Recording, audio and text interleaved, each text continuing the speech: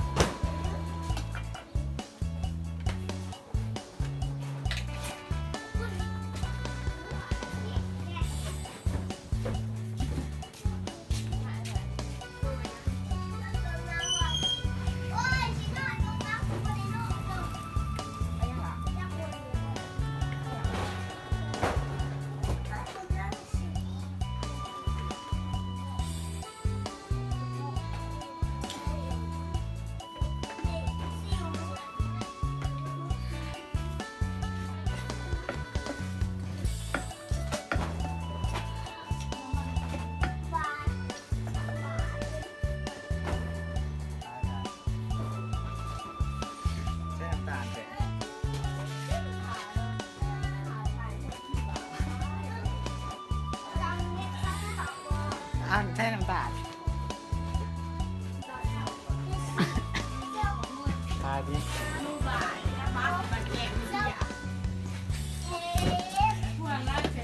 วันนี้ผมก็จะมาทำตำกุ้งสดนะครับ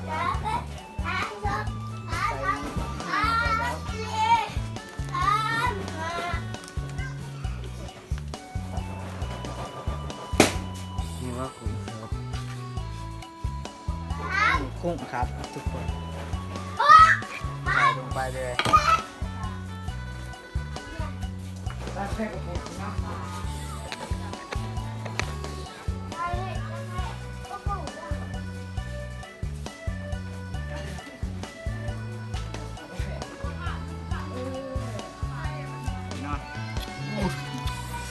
แต่แสบวันนี้พี่มันลองเลยคุณปรุงด้วยสดๆนี่ปรุงเป็นโตเลย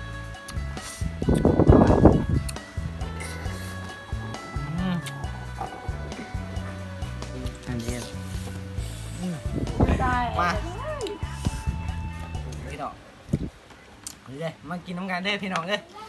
มาเด้อมาเด้อ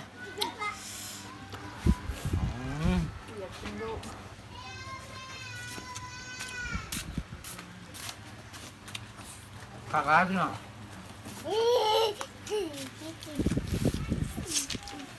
มาพี่หนุ่มพกไปแล้วมาสบายดีพี่น้องพกไปนะสบายดีเหรอมากะนะกินน้ำกันมาเลย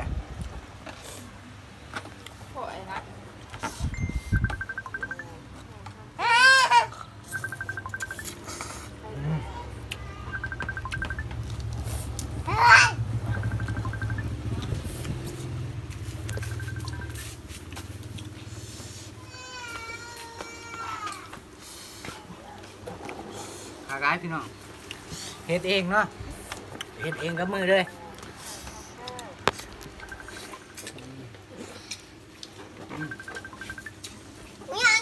ยังสองเสียงไป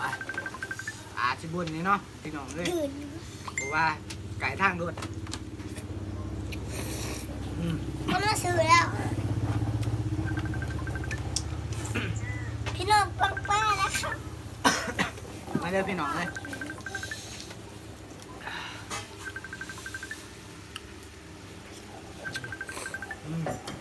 สบายไม่แซ่บหรอกกุ้งพี่น้องกุ้งพี่น้องตกบดแล้วครับกุ้งด้วยเนี่ยกุ้งเป็นโตด้วยเนี่ยง่ายเดี๋ยว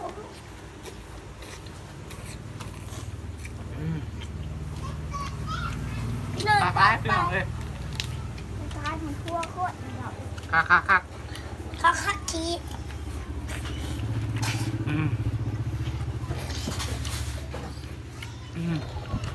คักไอ้ บ่คัก ค่ะ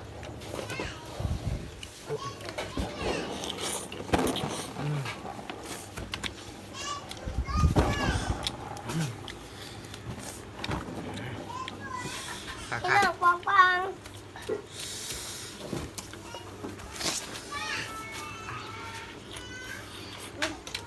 พี่น้องปังปังนะครับ